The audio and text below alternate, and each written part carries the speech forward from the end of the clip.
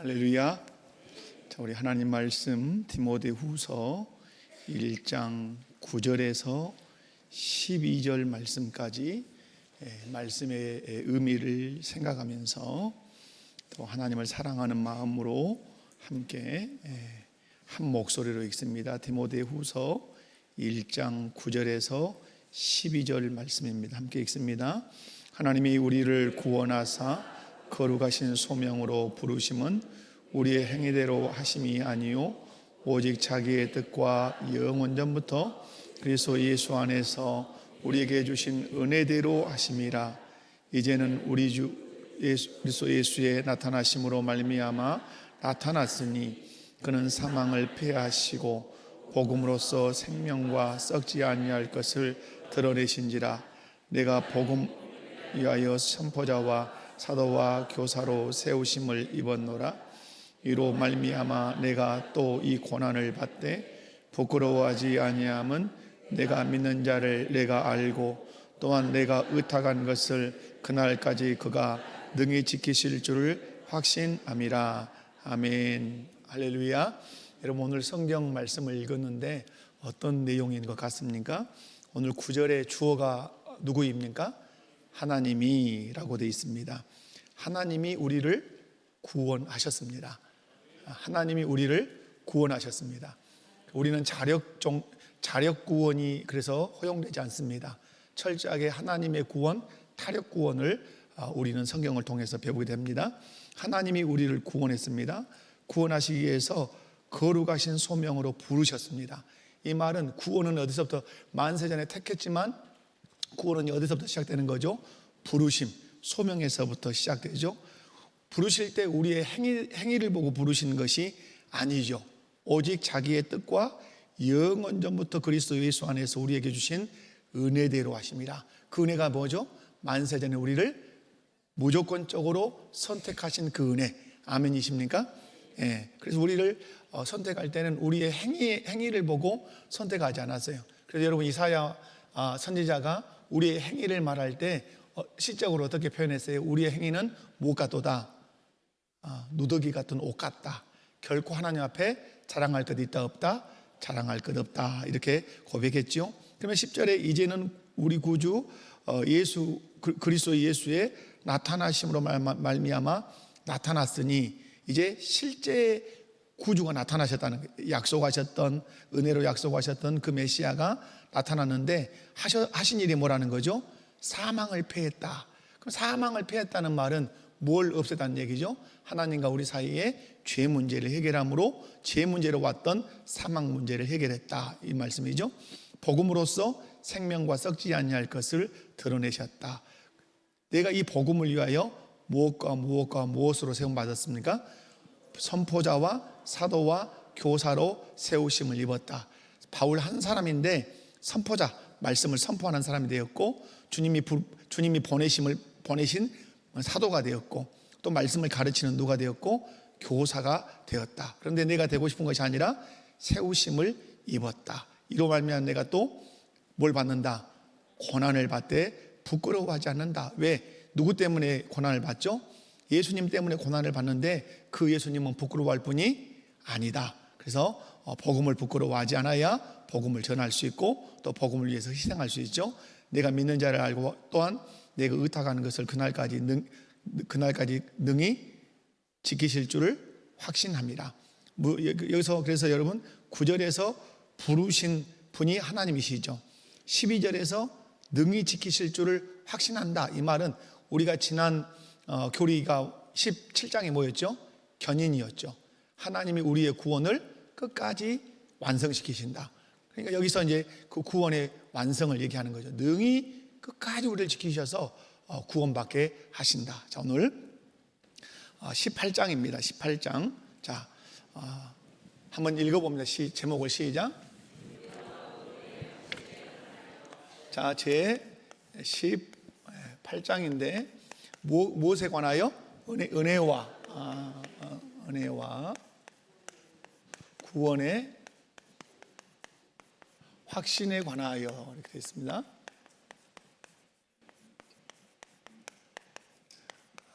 자, 왜 이게 이제 18장, 17장을 여러분이 기억하셔야 이제 이 18장이 이제 이해가 됩니다.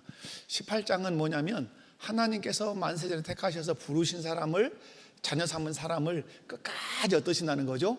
지키신다는 뜻이죠. 결코 우리 주의 손에서 우리를 빼앗아갈 자가 있다 없다? 없다. 완전히 지키신다. 그런데 이제 왜 이 은혜와 구원의 확신에 관한 얘기를 하냐면, 그런데 우리가 신앙생활을 하다 보면 어떤 일이 있냐면 주를 떠나는 사람들이 발생해요. 그죠? 주를 떠나는, 여러분 보셨어요? 보지 않으셨어요? 주를 떠나는 자, 분명히 이 사람이 예수를 믿는다고 했는데 주를 떠나는 자들이 있단 말이에요. 열심히 봉사도 하고 심지어는 교회 안에서 직분도 받았는데 어느 날 보니까 이 사람이 세상으로 가서 그렇게 살다가 죽는단 말이에요. 왜 그런 일이 있냐 하는 거예요.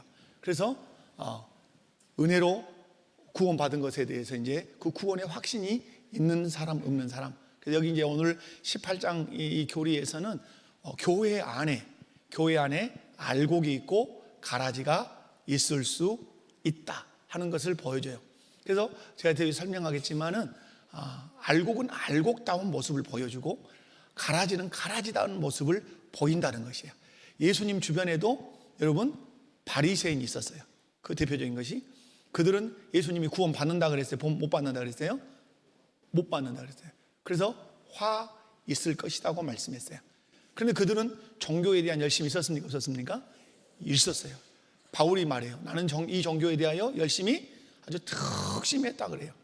그런데 예수님의 말씀을 들어보면 구원이 없다는 거예요. 열심히 했는데 교회 안에서도 뭔가 열심을 냈지만 그 사람이 그 열심 가지고 구원 아니란 말이에요. 구원받은 사람은 그러면 어떻겠어요? 구원받은 사람은 구원받은 사람의 행실이 반드시 있다는 거지. 그래서 행실이 뭘 증명하는 거죠? 우리의 믿음 상태를 증명한다. 열매를 보아 그를 알리라. 결국은 우리 안에 믿음은 씨앗 같은 것이에요. 그 믿음이 주님이 주신 믿음이면, 주님이 주신 그 씨앗이라면 그가 싹이 나고 꽃을 피우고 열매를 맺을 때 주님이 주신 믿음에 관한 싹을 피우고 꽃을 피우고 열매를 맺는다는 거예요. 근데 주님이 주신 믿음이 아니면 싹이 났는데 꽃을 피우는데 열매를 맺는데 주님이 기뻐하시는 열매를 안 맺는다는 뜻이에요. 그러므로 우리가 자기 신앙생활을 잘 성찰해야 돼요. 아멘. 말씀 앞에서 성찰. 그래서 여러분 아주 중요한 것은 우리가 신앙생활할 때 이게 중요해요. 뭐 하는 거? 그 직면하는 거예요. 누구와 무엇에 직면하는 거예요? 하나님의 말씀 앞에 직면하는 거예요. 그래서 여러분 요즘 제가 요즘 큐티 이렇게 묵상하시는 분들 신청하십시오 이렇게 하잖아요. 큐티의 아주 좋은 점이 뭐냐면 이거예요. 말씀 앞에 직면하는 거예요. 말씀 앞에 서서 내가 보는 거예요. 그럼 말씀 앞에 직면하면, 이 직면한다는 말은 말씀의 용도가 뭐죠? 말씀의 용도는 다 여러 가지 용도가 있지만 바울 사도가 얘기하죠. 율법이 뭐라고 얘기하죠? 거울이라고 얘기하죠. 거울. 그래서 말씀의 거울 앞에 설 때만 나를 정확하게 볼 수 있어요. 말씀의 거울 앞에 설 때만 내 영혼을 볼 수 있어요. 말씀의 거울 앞에 설 때만 내 내면을 볼 수 있어요. 이 세상 그 어느 것도 영혼을 비출 수 있는 거울은 없어요. 하나님의 말씀만 우리의 영혼과 우리의 심령을 비치는 거울이에요. 그 말씀 앞에 서면 내 안에 죄, 문제가 다 드러나게 돼 있어요. 말씀이. 그리고 그 말씀이 살아있어서 좌우의 날선 어떤 것보다 예리해서 우리의 혼을 찔러요. 그죠? 혼과 영을 찔러요. 골수를 찔러서 쪼개고 산산이 우리를 쪼개요. 그래서 그 안에 내면에 있는 우리의 못들을, 죄악들을 다 드러나게 해요. 그러므로 여러분, 우리가 말씀을 읽고 묵상하는 것은 신자에게서는 필수적인 것이에요. 여러분이 하루를 사실 때 반드시 보는 것이 뭐예요? 거울 보시죠. 그죠? 화장실 가셔도 보시고, 외출할 때 탁 옷 입고 나서도 마지막 거울 앞에 서서 탁탁 이렇게 하고 이렇게 하고 나오시잖아요. 반드시 거울을 보죠. 마찬가지 똑같은 거예요. 우리의 삶에서 날마다 말씀의 거울을 들여다 봐야 돼요. 그래야 흐트러진 내 심령, 내 영혼 상태를 내가 볼 수 있어요. 근데 예수를 믿는데 말씀을 전혀 안 읽고 산다. 그러면 겉은 멀쩡할지 모르지만 자기 내면의 흐트러짐을 본다 못 본다?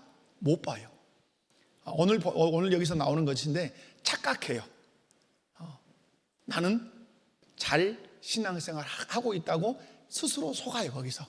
그래서 하나님 앞에 섰을 때 엄한 책망을 받을 거라고 그렇게 말씀해요. 그러므로 여러분, 제가 서론적으로 말씀을 드리는 것은 여러분이 말씀에 많이 직면하셔야 돼요. 여러분, 말씀 앞에서 깨져야 내 영혼이 순결해질 수 있어요. 말씀 앞에 내가 깨져야 내가 하나님을 영화롭게 하는 진정한 그리스도인이 될 수 있어요. 근데 우리는 이상한 건 그래요. 이상한 것은 우리는 말씀 앞에 안 서려고 해요. 말씀 묵상반을 모집을 해도 거기에는 전혀 관심이 안 생기는 거예요. 구비가 안 땡기는 거예요. 왜 구미가 안 땡길까요? 육의 소욕이 너무 강하니까. 육의 소욕이 강하니까 이 말씀을 묵상해야 된다는 이것에 입맛이 안 땡기는 거예요. 너무 세상 맛에 우리가 입맛이 들었기 때문에 하나님의 말씀의 맛에 구미가 안 땡기는 거예요. 여러분 어떻습니까? 막 말씀 읽어야 돼. 말씀 묵상해야 돼. 그래 말씀대로 살아야 돼. 막 이런 마음의 동함이 막 있으십니까? 그래 말씀 묵상반 모집하니까 말씀 묵상반 들어가서 말씀 묵상하는 훈련도 배우고 말씀을 삶에 적용하는 훈련도 내가 배워야지 하고 막 구미가 혹 땡기고 그렇게 하십니까? 안 한단 말이에요. 그게 왜 그러냐면 우리가 너무 세상적으로 많이 굳어져 있기 때문에 이게 전혀 맛이 없어요. 여러분 늘 말씀드린 것처럼 우리 안에 세상에 잘못된 씨앗들은 많이 뿌려져 있어요. 잡초예요. 잡초. 근데 여러분 우리가 시골에서 살아보면 곡식이나 좋은 씨앗들은 뿌려놓고 가만히 놔두면 돼요? 안 돼요? 안 돼요. 엄청나게 가꿔야 돼요. 풀을 가꿔야 되고 벌레를 쫓아내야 되고 그래야 그것이 씨가 나서 나중에 꽃이 피고 열매가 맺어요. 여러분의 마음속에 말씀의 씨를 뿌려놔야 돼요. 뿌리고 가만히 놔두면 되냐? 안 돼요. 기도하고 또 순종하고 그러면서 말씀의 씨가 잘 자라도록 잘 가꾸셔야 돼요. 근데 등하는 것이 있어요. 우리가 뭘 등한하죠? 그게 등한한 거야. 말씀 묵상 안 해요. 그래서 제가 어떤 목사님이 설교 제목이 유튜브에 이렇게 떴는데 서울의 큰 교회입니다. 성경의 변사체 이런 제목이에요. 좀 잔인스럽죠. 성경이 어떠다고요? 변사체 죽어 자빠져 있다는 말이에요. 그래가지고 그분이 설교할 때 트렁크에서 꺼낸다 이 말. 성경을 어디서 꺼내요? 주일날 교회 올 때 트렁크에서 꺼낸다거나 뒤 차에서 꺼내서 털어서 들고 오고 다시 탁 던져놓는단 말이에요. 성경이 살아있는 것이 아니라 성도들에게 뭐 같은 것이다? 변사체, 죽은 시체 같은 것이다 이 말이에요. 여러분 어떻습니까? 여러분의 성경 예독 생활, 성경 묵상 생활, 여러분의 영혼을 비추고 여러분의 마음을 때로는 이렇게 책망도 하고 그래서 옷깃을 여미고 내 삶의 흐트러짐이 무엇인가를 말씀을 통해서 보십니까? 보셔야 돼요. 왜? 오늘 여기서 아주 이걸 강조하기 때문에 그래요. 자, 여러분이 잘 해주시기 바랍니다. 자, 한번 오늘 1항을 오늘 1항만 있어요. 1항만 있어도 석장이나마 될 겁니다. 자, 1항 시작. 한 자들과 기타 거듭나지 못한 사람들이 하나님의 총애와 구원이 상대에 있다고 하는 그릇된 소망과 육적 오만으로 허망하게 자신들을 속이고 있는데 그들의 이 소망은 사라지고 말 것이다. 그러나 진실이 주 예수를 믿고 신실하게 그를 사랑하며 그 앞에서 선한 양심을 따라 행하기를 힘쓰는 자들은 은혜의 상태에 있음을 금생에 확신할 수 있고 하나님의 영광을 바라고 즐거워할 수 있다. 이 소망은 결코 그들을 부끄럽게 아니할 것이다. 아멘. 아멘. 우리로 얘기하면 이렇게 제가 정리해 볼게요. 교회 공동체 안에 두 부류가 있다 이 말이에요. 이 부류는 뭐죠? 거듭나지 못한 자들이 있어요. 못한 자들. 그 다음에 어떤 자가 있죠? 거듭난 자들이 있어요. 거듭난 자들. 여러분 이 거듭나지 못한 자들을 성경은 가라지라고도 그래요. 가라지라고도 그러고 뭐라 그래요? 또 겨라고도 얘기해요. 겨. 그리고 또 뭐라 그래요? 염소라고도 얘기해요. 그리고 어느 편에 있는 자? 왼편에 있는 자 이렇게 라고도 설명을 해요. 있는 자, 그죠? 그래, 거듭난 자들은 누구죠? 알곡이에요. 거듭난 자는 누구라고요? 알곡. 그러면서 누구예요? 양이에요. 양, 그죠? 어느 편에 있는 자예요? 오른편에 있는 자들이에요. 특징이 그런 데 있어요. 여러분 여기 보면 특징이 뭐냐면 이 거듭나지 못한 자들의 특징이 뭐냐면 삶에 무엇이에요? 외식하느냐. 외식한다는 말은 밖에서 밥 먹는다는 뜻이 아니고, 외식이라는 말은 사람을 의식하면서 신앙생활하는, 사람에게 잘 보이려고 신앙생활을 하는 거예요. 한마디로 얘기하면 인기예요. 인기. 사람들에게 박수받고 사람들에게 칭송받기 위해서 신앙. 그래서 기도도 어떻게 하죠? 소리내서 길게 별 방법을 통해서 나 기도하고 있습니다라는 걸 많이 보여주는 사람들이 이런 거예요. 그죠? 그러면 이 거듭난 자들은 오늘 뭐라고 그러죠? 거듭난 자들은 오늘 시작할 때 진실이라고 하죠. 진실이 누굴 믿는다? 진실이 예수님을 믿어요. 그리고 또 어떻게 하죠? 신실해요. 신실해. 이런 것들이 선한 양심. 이 사람들은 이제 양심을 무시해요. 뭘 무시한다고요? 이 거듭나지 못한 사람들은 양심을 무시하면 양심이 어디에 영향을 끼친다고 제가 자꾸 강조했어요? 양심이 어디에 영향을 끼쳐요? 양심이 우리의 믿음에 영향을 끼친다. 양심을 무시하고 또 무시하면 믿음의 배가 파산된다. 그러나 믿음을 새롭게 하고 또 믿음을 새롭게 하면 그 믿음이 우리의 양심 또한 새롭게 한다. 여러분, 구약 성경의 동물의 피는 우리의 양심을 새롭게 했다, 새롭게 하지 못했다. 새롭게 하지 못했다. 그러나 예수 그리스도의 피가 우리의 양심을 새롭게 했다. 그러므로 예수 그리스도의 피의 공로를 힘입어 진실로 구원을 얻은 사람은 어디가 살아있다? 양심이 살아있다. 그 양심이 계속 어디에 영향을 끼친다? 우리의 믿음에 영향을 끼쳐요. 믿음으로 살도록 자꾸 자극을 줘요. 그래서 믿음이 견고해지고 신실해지게 돼요. 그런데 양심을 자꾸 양심으로 성령께서 자극을 주시는데 그것을 계속 한 번 무시, 두 번 무시, 세 번 무시하면 양심이 작동하지 않아요. 양심이 멈춰요. 양심이 멈추면 믿음이 깨지기 시작해요. 그래서 믿음대로 살지 않고 내 멋대로 사는 것이에요. 그런데 거듭나지 못한 자들은 결국은 뭘 무시해요? 양심을 무시해요. 그 양심을 무시하니까 믿음으로 행하지 않고 결국은 사람들에게 인기 끌기 위해서 형식적인 신앙생활을 막 하기 시작하는 거예요. 그러나 여러분, 거듭난 자들은 어떠죠? 거듭난 자들은 여러분 신실히 그리고 무엇을 이 사람들은 잘 따르죠? 양심의 소리를 잘 듣죠. 양심의 소리는 뭐죠? 죄를 지으면 뭘 주죠? 이게 죄책감을 주죠. 죄책감. 뭘 준다고요? 죄책감. 아주 괴롭게 만들죠. 마음이 막 괴롭단 말이에요. 마음만 막 찢어진단 말이에요. 마음 속마음을 찢고 가슴을 두근거리게 만들고 이렇게 죄책감을 줘요. 그래서 그 소리를 들으면 믿음이 반응을 하죠. 이건 잘못된 거구나 하고 회개를 하든 죄에서 돌이키든. 그리고 여러분 뭐죠? 의에 대해서는 양심이 어떠하죠? 기뻐하죠. 늘 양심 막 기뻐하죠. 여러분이 교회 안에는 거듭나지 못한 자들이 있을 수 있고 거듭난 자들이 있다. 그래서 여러분은 그냥 우리는 다 확신하는 거죠. 나는 어땠다? 거듭났다. 누구를 믿음으로?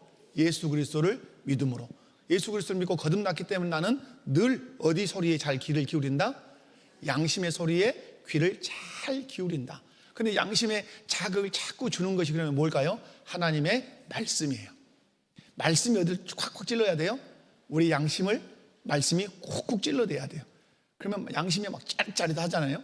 그러면 믿음 생활을 우리가 할 수 있게 된다, 이런 말씀이에요. 여러분, 교회 공동체 안에는 주님이 이걸 말씀했어요. 그래서 교회론에서는 나눌 때 무슨 교회가 나누죠? 유형교회가 나누죠. 유형교회는 눈에 보이는 가시적 교회죠. 눈에 보이는 어떤 교회? 가시적 교회. 무형교회는 뭐죠? 무형교회는 눈에 보이지 않아요. 무형교회는 불가시적 교회예요. 불가시적 교회. 그러니까 우리 목포교회라고 하는 교회는 유형교회예요. 그죠? 지금 여기 이건 눈에 보이는 유형교회란 말이에요. 이 유형교회 속에 뭐가 들었어요? 이 무형교회가 들었어요. 다시 말해서 거듭난 자와 거듭나지 못한 자가 함께 섞여 있단 말이에요. 그죠? 이 교회 안에. 그런데 진실로 거듭난 사람은 어디에 있는, 눈에 보이지 않는 참교회에 속해 있는 사람이죠. 그래서 거듭나지 못해서도 이 교회 안에 머물고 있으면 유형교회만 그냥 머물고 있는 거죠. 그러니까 여러분의 신앙생활을 점검을 잘 하실 필요가 그런 데 있는 것이죠. 내 예배생활, 내 기도생활. 오늘 이제 권사님들이 한 40명 정도 나오셨어요. 얼추 제 눈대중으로 봤을 때 한 40명 정도 나오셨겠구나 이렇게 했는데, 여러분 저는 교회 모든 모임의 숫자의 기본 베이스는 항준 직원이어야 된다고 봐요. 그죠? 새벽기도 항준 직원 기본 베이스 탁. 예배 모든 예배 항준 직원 기본 베이스 탁. 그러면 권사님들 다, 안수집사님들 다, 장로님들 다. 그 이후에 이제 뒤따라오는 우리 서리 집사님들 성도들이 그 뒤를 이어오는 거예요. 그러면 플러스 알파가 되는 것이죠. 그 교회가 어때요? 항상 든든하죠. 그런데 권사님들 염려하면 돼요, 안 돼요? 어메 새벽기도 좀 나왔으면 쓰겠는 거. 어메 주일 밤에는 안 나오, 수요일은 어찌 안 나오. 이렇게 염려하면 돼요, 안 돼요? 안 된단 말이에요. 여러분, 그래서 여러분이 잘 봐야 돼요. 내가 정말로 거듭난 사람으로 신앙생활 하는가? 그죠? 나는 거듭나지 못한 사람 혹시 아닌가? 돌다리도 두들겨서 가야 되잖아요. 그래서 바울 사도가 늘 고백한 그 고백이 그거잖아요. 내가 혹시 구원에서 다 구원하도록 해놓고 나는 구원에서 떨어지는 사람은 아닐까 늘 자기는 살핀다고 얘기하잖아요. 그렇게 여러분 보시기 바라고요. 자, 질문 1로 가겠습니다. 질문 1 시작. 외식하는 자들과 기타 거듭나지 못한 사람들이 허망하게 자신을 속이고 있는 것은 무엇이며 그 결과는 무엇인가? 1. 신앙 고백. 외식하는 자들과 거듭나지 못한 사람들이 허망하게 자신을 속이고 있는 것은 그들이 하나님의 총애와 구원의 상태에 있다는 그릇된 소망과 육적 오만이다. 그 결과 이들의 허망한 소망은 결국 사라지고 말 것이다. 그들은 마지막 날에 구원받지 못한 채 하나님께로부터 거절당하는 심판에 직면하게 된다. 아멘. 자, 여러분, 거듭나지 못한 자의 특징 하나를 한마디로 얘기하면 여러분 뭐라고 정의할 수 있을 것 같아요. 오늘 읽었는데, 거듭나지 못한 자의 특징은 한마디로 얘기하면 자기 신앙을 어떻게 한다는 거죠? 착각하고 있다는 거예요. 자기 신앙을 어떻게 한다고요? 착각. 나는 하나님의 총애를 받고 있다 이렇게 착각해요. 그리고 구원의 상태에 있다고 착각해요. 그래서 이 착각이 뭘로 오늘 보면 나오죠? 육적 오만으로 나오죠. 육적인 오만으로 나오죠. 육적인 오만으로 나오는 특징이 바리새인들에게 뭐였어요? 육적인 오만이 상대방을 정죄하는 거예요. 이런 사람이 정죄를 잘해요.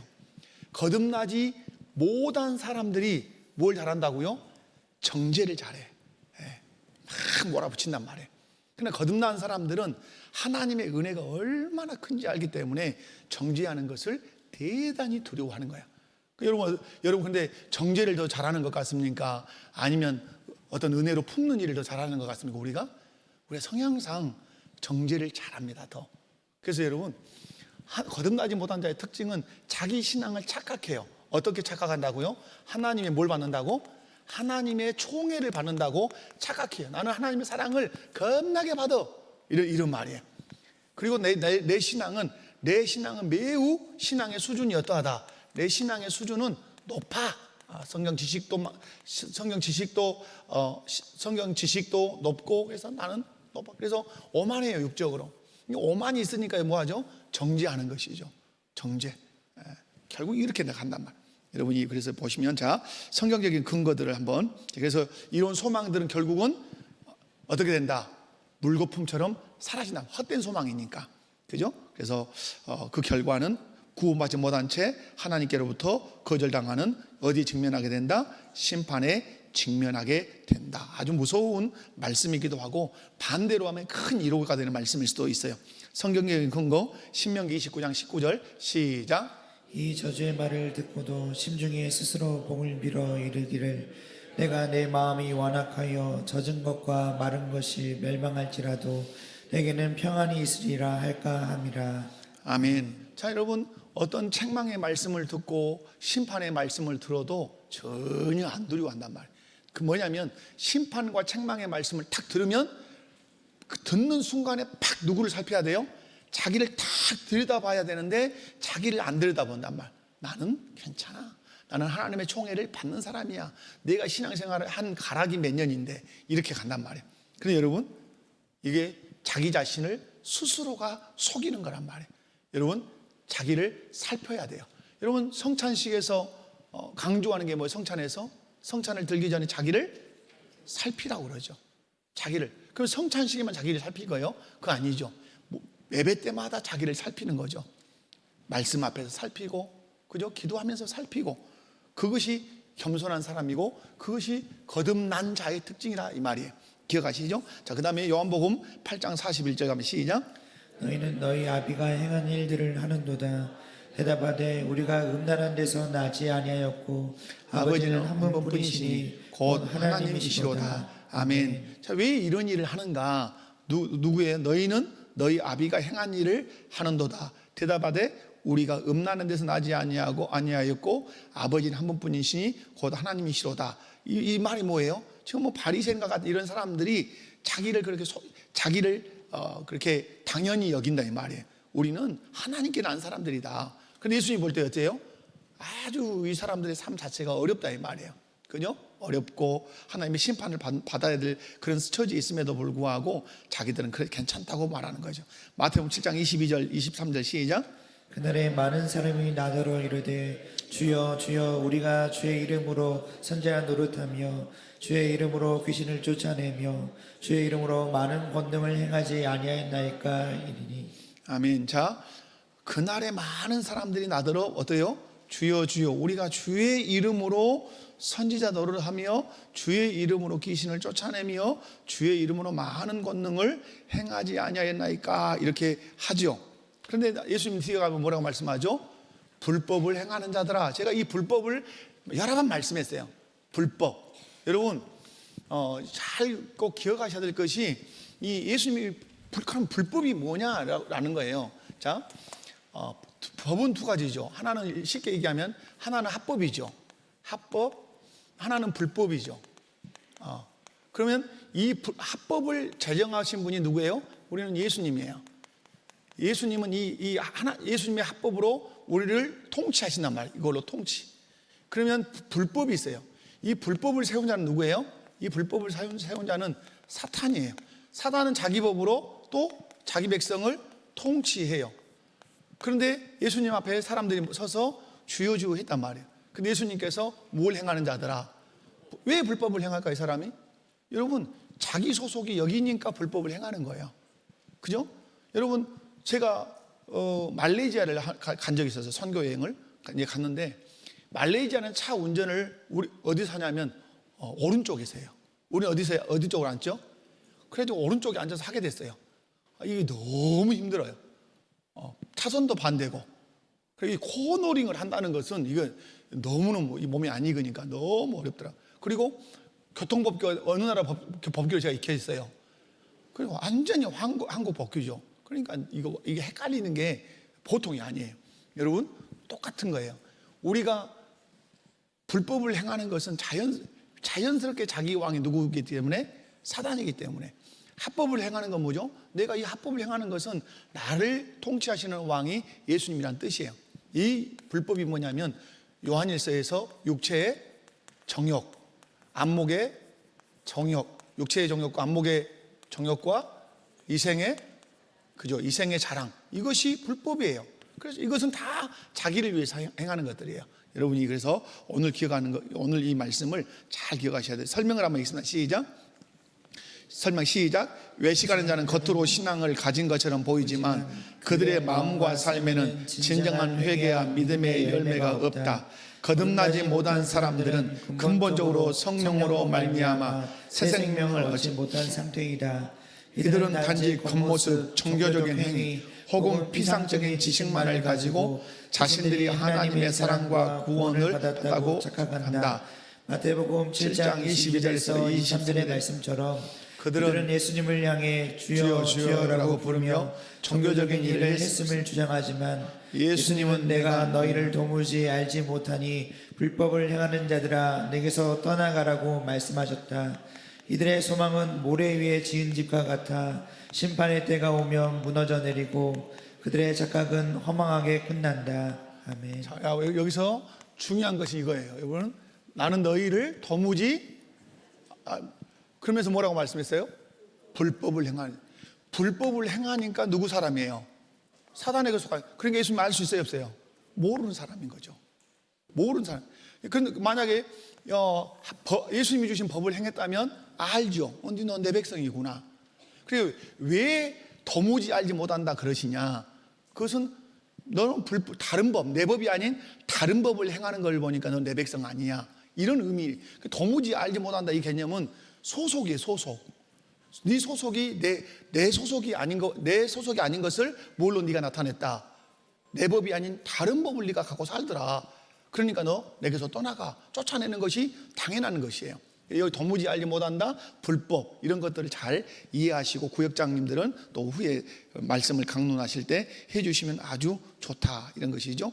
자, 그래서 외식하는 자는 겉으로 신앙을 가진 것처럼 보이지만 그들의 마음과 삶에 진정한 뭐가 없다? 회개와 믿음의 열매가 없다. 이거 언더라인 하셔야 줄치셔야 돼요. 가장 중요한 것이에요. 지금 여러분 제가 이제 우리 신앙을 볼 때 우리 신앙이 약해지는 이유가 어디가 있냐면 이 진정한 회개와 믿음의 열매가 없는 것이에요. 그러니까 회개가 없다는 말은 여러분 회개가 없다. 가만히 생각해 봐요. 회개가 없다. 왜 회개가 없을까요? 회개하려면 뭘 인식해야 돼요? 죄의 인식이 반드시 따라와야 돼요. 죄가 인식돼야 돼요. 그러면 죄의 인식, 이게 죄구나. 죄의 인식뿐만 아니라 죄의 슬픔을 알아야 돼요. 그래야 이 사람이 뭐 할 수 있어요? 회개의 길로 나갈 수 있어요. 그러니까 제일 먼저 뭘 알아야 돼요? 내 안에 있는 죄가 뭔가를 인식하는 능력이 있어야 돼요. 그래야 그 죄의 슬픔을 가지고 누구 앞에 나갈 수 있죠? 하나님 앞에 나가서 십자가 앞에 나가서 용서를 구할 수 있어요. 그런데 우리 안에 근본적으로 뭐가 부족하냐면 죄에 대한 인식이 부족한 거야. 내 말로 지은 죄, 생각으로 지은 죄, 그죠? 우리 행동으로 지은 죄에 대한 인식이 부족하니까 죄에 대한 슬픔도 죄에 대한 죄로 인한 그 고통도 없는 거예요. 우리는 죄 문제를 자꾸 어떤 쪽으로만 생각하냐면 도덕적인 건 분명히 죄입니다. 뭐 이것도 죄예요. 그러나 여러분 진실로 먼저 살펴야 될 죄는 뭐예요? 하나님의 말씀에 불순종하는 거예요. 그게 큰 거란 말이에요. 여러분 주 예수를 믿으라 그리하면 너와 내 집이 구원을 얻으리라고 말씀했는데 그 말씀을 거부하고 예수를 안 믿으면 이게 큰 죄. 우리는 이런 걸 죄로 잘 인식을 안 해요.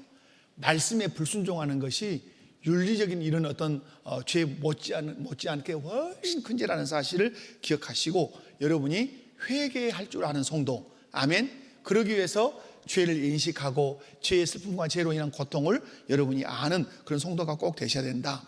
마지막 만약에 그렇게 안 되면 어떠세요? 심판의 때가 오면 모래 지은 집처럼 무너지고 만다. 질문이 갑니다. 시작.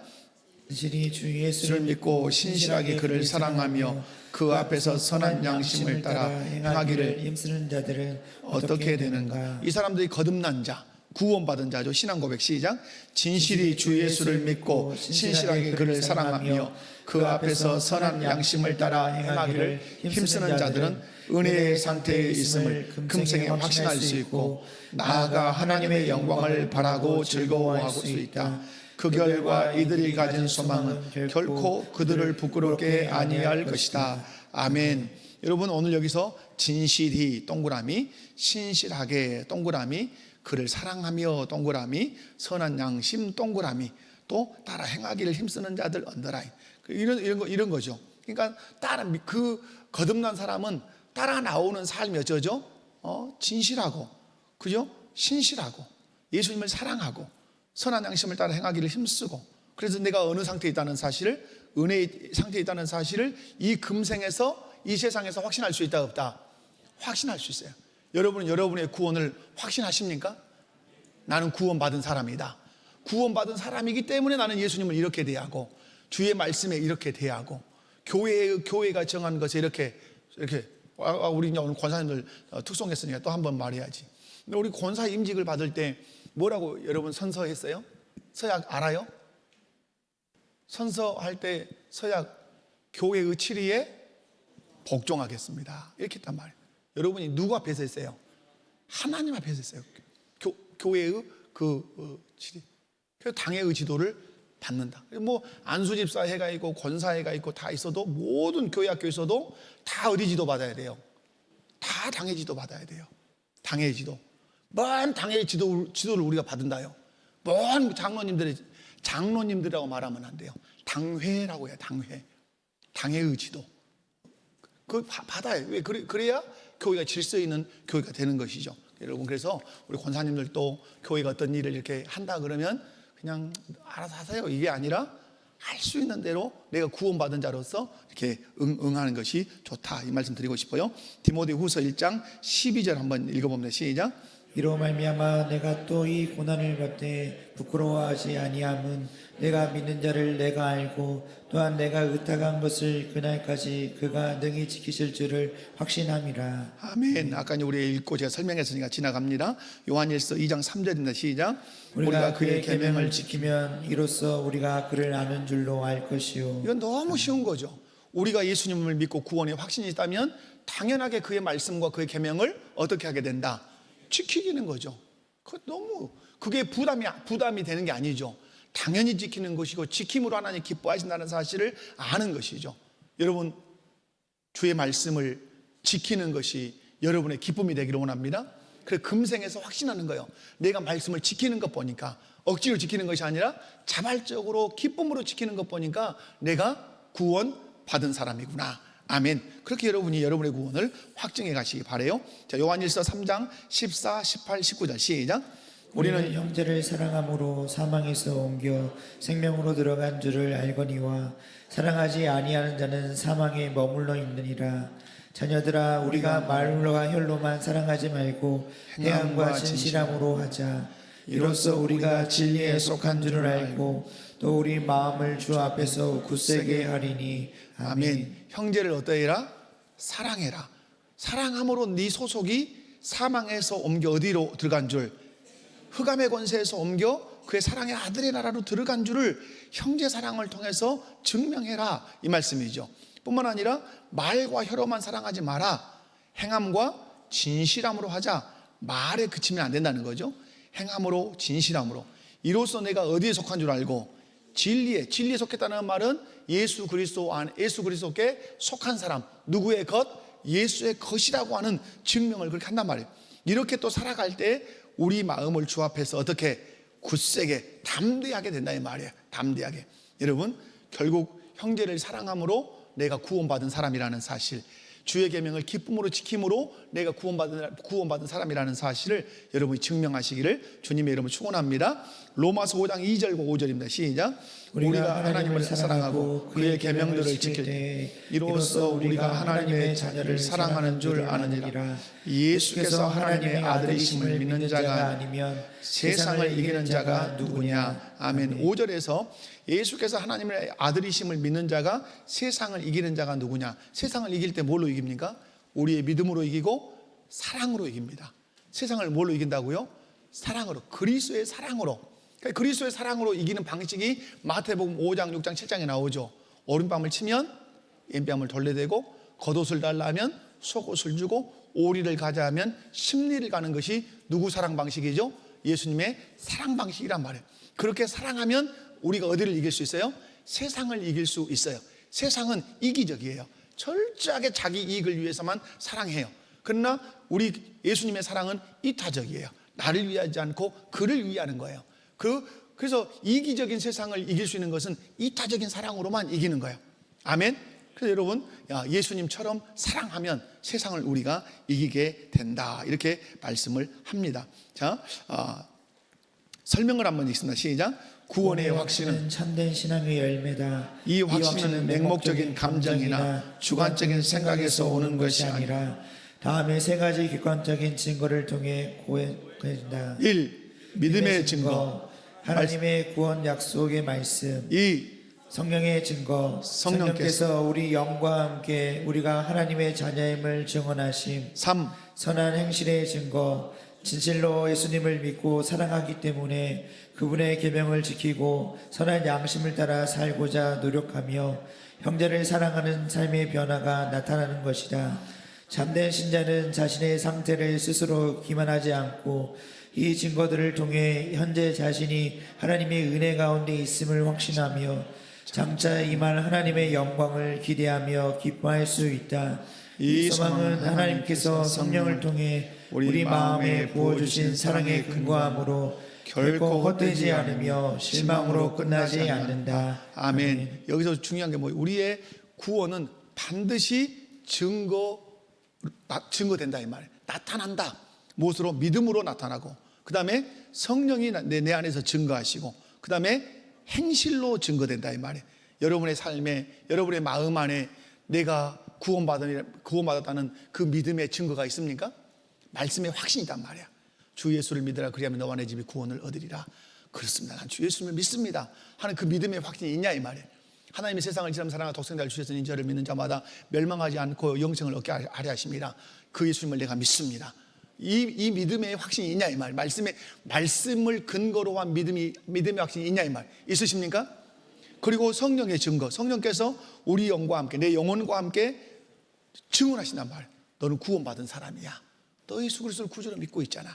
안에서 증언하셔서 우리의 확신. 세 번째는 뭐죠? 이제 드러나는 거죠. 선한 행실이죠. 열매를 보아 그 나무를 안다고 하시는 것처럼, 그래서 진실로 예수를 믿고 사랑하기 때문에 계명도 지키고 양심 따라 살고자 노력도 하고 형제를 사랑하는 삶의 변화가 그래서 나타나는 거다. 그래서 자연스러운 거예요. 억지가 아니라 어떤다고요? 자연스러운 거죠. 포도나무가 포도 열매를 맺는 게 자연스러운 것처럼 그리스도인이니까 그리스도 열매를 맺는 것은 너무 당연한 것이죠. 그것이 우리의 구원의 증거다. 넘어갑니다. 자, 신앙과 삶의 적용점 시작. 자신을 끄심없이 살피라. 외식의 경고. 우리는 단지 종교적인 활동만으로는 구원을 확신할 수 없음을 기억해야 한다. 진정한 믿음은 반드시 순종과 사랑이라는 열매를 맺는다.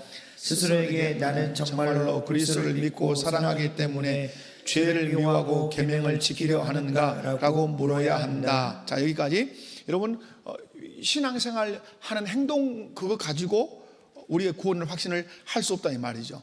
반드시 믿음으로 어떠해야 된다? 순종해야 되고 사랑의 열매를 맺어야 된다. 그러니까 여러분이 어떤 행위를 할 때, 오늘 예배를 나올 때 어떤 마음으로 나왔어야 돼요? 오늘 근거로 한다면 예수 그리스도를 사랑하기 때문에 나는 예배하러 간다. 아멘. 예수 그리스도를 사랑하기 때문에 나는 새벽에 나가서 기도한다. 예수 그리스도를 사랑하기 때문에 나는 전도한다. 그 근거가 다 어디에 놓여 있어야 돼요? 예수 그리스도의 사랑에 놓여 있어야 돼요.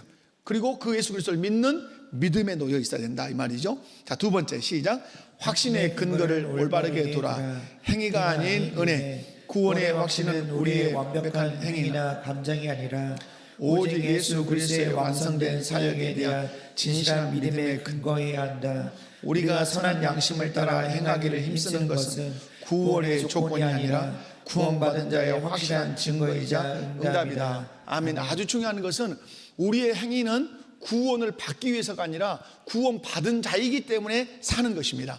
그 요한계시록에 나오는, 요한계시록에서는 계속 너희의 행위, 너희 세마포를 빨아라, 계속 너 두루마기를 빨아라 하면서 계속 행위를 말하는 것은 전제된 거예요. 어떤 전제? 네가 예수를 믿는 사람이기 때문에 이렇게 살라고 말씀하시는 거예요. 오늘 여기서 여러분 보시는 게 중요한 것은, 여러분이 신앙생활하면서 어디 속으면 안 되냐면 감정에 속으면 안 돼요. 어디 속으면 안 된다고요? 감정. 여러분 여기서 막 드럼을 막 치고 막 뜨겁게 찬양하면 천국 가는 것 같아. 근데 어느 날 내가 밖에서 엄청난 어려움을 겪어가지고 아주 코가 대자나 빠져서 나왔어요. 그러면 이제 모든 떡심, 낙심, 천만 하면 또 이렇게 되는 것 같아요. 여러분, 감정은 우리 사형리에서 보면 감정은 우리를 끌고 가는 기관차의 기관차가 아니에요? 아니죠. 기관차에 끌려가는 객차일 뿐이죠. 여러분, 어디에서 자꾸 구원을 확신해야 돼요? 말씀에서. 말씀이 그렇게 약속했는데 내가 그 말씀대로 믿고 있다면 그것이 구원받은 거예요. 감정과 상관이 있다 없다? 상관없어요. 막 100만 볼트 전기가 삐릭 와야 그래서 여러분 뭐 방언을 받아야 구원을 받는다. 뭐 성결교단도 그렇게 제가 어디 교회 가보니까 살짝 그런 뉘앙스가 있더라고요. 뭐 어떤 은사를 받아야 구원을 받은 것처럼. 여러분 성경에 그런 대목이 있어요, 없어요? 성경에 있으면 갖고 오라 이 말이에요. 성경에 없어요. 성령이 우리 안에 오실 때 어떻게 오신다 그랬어요? 바람이 부는 것처럼 임의로 오신단 말이에요.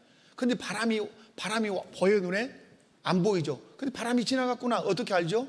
나뭇가지가 막 흔들린단 말이에요. 내 안에 성령이 계신다는 게 뭐 어떻게 증거되죠? 예수님을 주로 고백하는 행위가 있단 말이야.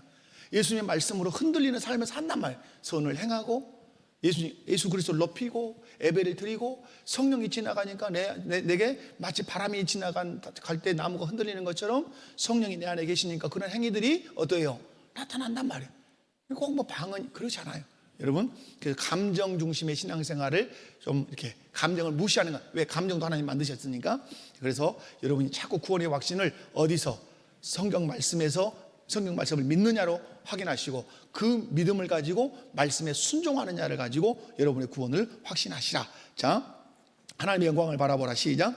우리의 소망은 이 땅의 것에 있지 않다. 현재의 고난과 어려움 속에서도 장차 나타날 하나님의 영광을 바라보며 즐거워하는 것이 참된 신앙인의 특권이다. 이 소망은 우리에게 인내와 거룩한 삶을 살아갈 힘을 공급한다. 아멘. 아멘. 우리의 소망은 이 땅에 있다 없다? 어디에 있습니까? 하늘에 있습니다. 여러분, 소요리 문답 1문은 이렇게 고백하죠. 사람의 제일 되는 목적이 무엇입니까? 그럼 뭐라고 대답합니까, 여러분? 사람의 제일 되는 목적은 하나님을 영화롭게 하고 그를 영원토록 즐거워하는 것입니다. 여러분, 아주 우리가 이제 중요한 거 하나 하고 이제 마치도록 할게요. 자, 하나님을 기쁘시게 한다. 해야 되죠. 한다. 여러분, 이런 삶을 사셔야 돼, 안 사셔야 돼요? 살아야 돼요. 자,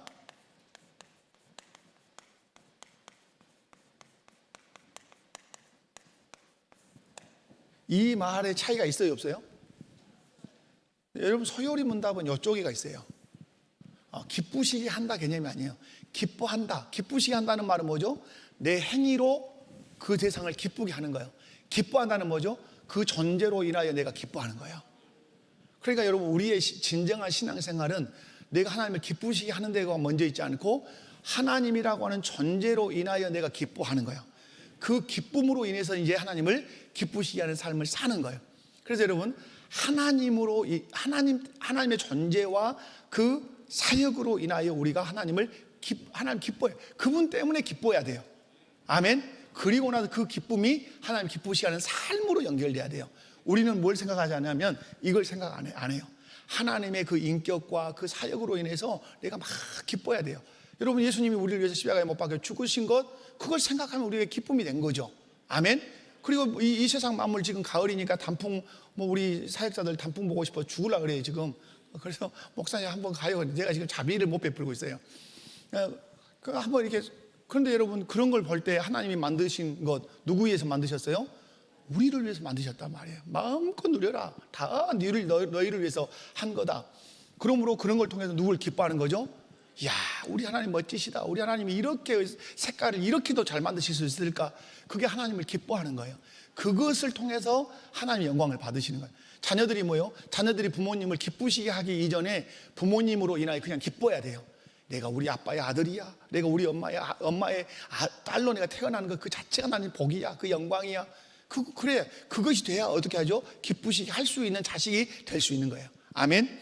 자, 결론적인 정리입니다. 시작. 공부한 신앙 고백은 결국 우리의 믿음의 진짜와 가짜를 구별하는 고백이다. 가짜 믿음, 외식하는 사람들의 경우 생각. 이 사람들은 나는 괜찮아, 나도 하나님에게 사랑받고 구원받을 거야 라고 착각하며 산다. 겉으로는 교회 다니고 봉사할지라도 없구나. 없어요? 결과 안타깝게도 그들의 이 헛된 기대는 마지막 심판날에 사라지고 말 것이다. 예수님은 그들에게 나는 너희를 도무지 모른다고 말씀하실 것이다. 자, 이 진짜 믿음, 참된 신자들의 경우 행동. 이 사람들은 진심으로 예수님을 믿고 그분을 진정으로 사랑하기 때문에 양심적으로 살려고 애쓰고 하나님 말씀에 순종하려고 힘쓴다. 확신, 이들은 지금 이 세상에 살면서도 나는 하나님의 은혜 안에 있구나 하고 확신할 수 있다. 결과, 이들이 가진 소망은 장차 우리가 받을 하나님의 영광을 미리 내다보며 기뻐하게 만들고, 이 소망은 우리를 절대 실망시키지 않을 것이다. 결국 중요한 것은 진짜 믿음은 입으로만 하는 게 아니라 예수님을 사랑해서 선한 양심을 따라 살려고 노력하는 모습으로 드러난다. 우리는 이 순종의 증거를 통해 구원의 확신을 얻고 영원한 소망을 가지고 기쁘게 살 수 있다. 아멘. 여러분, 진짜 믿음에서 줄을 어디다 치시면 되냐면요, 예수님을 믿고라고 하고 사랑하기 때문에 줄 치시고, 양심적으로 살려고라고 줄 치시고, 하나님의 말씀에 순종하려고 거기다 줄 치시면 돼요. 다 줄 치는 거지만, 여러분, 예수님 믿으면 그 사람 진짜 믿으면 누구 사랑하게 돼요? 예수님 사랑하게 돼요. 예수님을 사랑하면 어떻게 살려고 해요? 양심적으로 살려고 했어요. 선한 양심으로. 그리고 하나님 말씀에 순종하려고 힘쓰는 사람이 돼요. 그럼 이 사람은 자기가 은혜 안에 있다는 확신을 하게 되고, 자기의 소망을 미리서 내다보면서 이 세상에 기뻐하며 어떤 고난과 환난도 역경도 이기면서 승리할 수 있다, 이 말이에요. 여러분, 우리에게 은혜를 베푸시고 구원을 베푸신 하나님을 여러분 찬양하시고 그 하나님을 기뻐하시기 바랍니다.